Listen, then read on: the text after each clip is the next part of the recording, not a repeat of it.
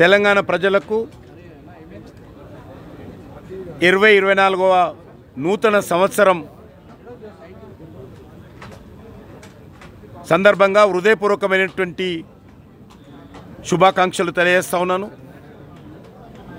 ఈ 2024వ సంవత్సరము మన దేశానికి చాలా ముఖ్యమైనటువంటి కీలకమైనటువంటి సంవత్సరము. ఈ యొక్క సంవత్సరంలో దేశానికి సంబంధించినటువంటి సాధారణ ఎన్నికలు పార్లమెంటుకు జరగనున్నాయి.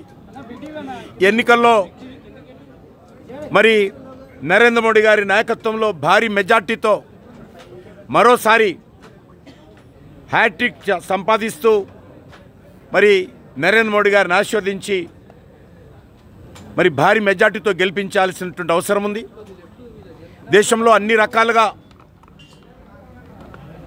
అన్ని రంగాలలో కూడా నరేంద్ర మోడీ గారి నాయకత్వంలో గత 9.5 సంవత్సరాల్లో దేశం ఎంతో అభివృద్ధి జరుగుతూ ఉంది. ప్రజల యొక్క ఆత్మగౌరవాన్ని, మన దేశం యొక్క ప్రతిష్టను పెంచే విధంగా పేద ప్రజల సంక్షేమం కోసం అనేక పథకాలు చేపడుతూ ఈరోజు నరేంద్ర మోడీ గారి ప్రభుత్వం ముందుకెళ్తున్న విషయం మనకందరికీ తెలుసు. అంతేకాకుండా ఈ సంవత్సరంలో మరొకమైనటువంటి కీలకమైనటువంటి అంశము 500 సంవత్సరాలుగా మనందరం అనేక పోరాటాలు చేస్తూ వేలాది మంది చనిపోయి మరి ఈ యొక్క రామజన్మభూమి స్థానంలో రామాలయం నిర్మాణం జరగాలని ఈ దేశంలో ఉన్నటువంటి ప్రపంచంలో ఉన్నటువంటి కోట్లాది మంది హిందువులు ఆకాంక్షించిన విషయం మనకు తెలుసు. అందుకే ఈరోజు మనము సంతోషంగా ఈ యొక్క 2024 జనవరి 22వ తేదీన అయోధ్యలో రామ మందిరం ప్రారంభం కాబోతుంది. ప్రపంచంలో ఉన్నటువంటి హిందువులందరూ కూడా జనవరి 22 కోసం ఎదురు చూస్తూ ఉన్నారు. జనవరి 22న అయోధ్యలో రామ మందిర నిర్మాణం పూర్తయిపోయి అక్కడ ఆ రోజు ప్రాణ ప్రతిష్ఠ ఉంది. ఈ కార్యక్రమంలో ప్రతి ఒక్కరు కూడా భాగస్వాములు కావాలి.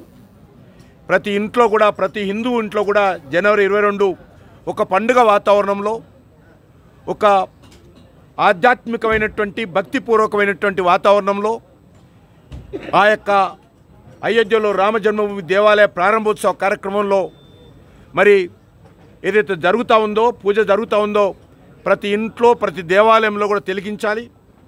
ఈ దేశంలో ఉన్నటువంటి లక్షలాది దేవాలయాలలో ఆ రోజు వర్చువల్గా అయోధ్యలో జరిగేటువంటి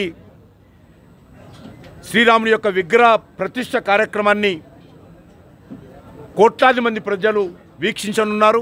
ప్రధానమంత్రి గారి చేతుల మీదుగా ఈ యొక్క ప్రాణ ప్రతిష్ఠ జరగనున్నది. కాబట్టి ప్రతి హిందూ ఇంట్లో ఈ యొక్క ప్రాణ ప్రతిష్ఠ కార్యక్రమాన్ని తిలకించండి.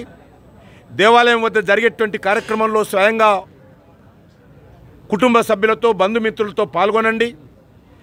22 సాయంత్రం ప్రతి ఇంట్లో 5 దీపాలు, రామజ్యోతులు వెలిగించండి. ప్రతి ఇల్లును లైట్లతో అలంకరించండి. యావత్తు దేశమంతా కూడా రంగురంగుల లైట్లతో వెలిగే విధంగా భక్తి శ్రద్ధలతో ఈ కార్యక్రమంలో పాల్గొనాల్సిందిగా మరి ప్రతి దేవాలయంలో కూడా ఈ యొక్క ప్రాణ ప్రతిష్ఠ పూర్తి అయిపోయిన తర్వాత మహాఆరతి కార్యక్రమం ఉంటుంది.